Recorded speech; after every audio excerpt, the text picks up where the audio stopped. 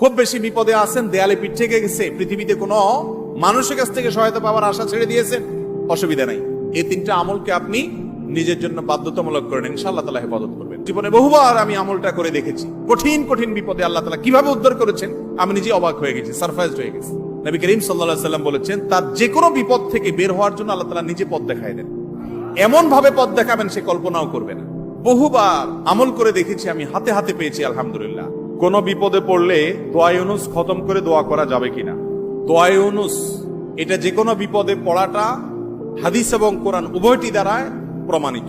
কোরআনে কারীমে আল্লাহ রাব্বুল আলামিন বলেছেন, ওয়া কাযালিকা নুনজিল মুমিনিন।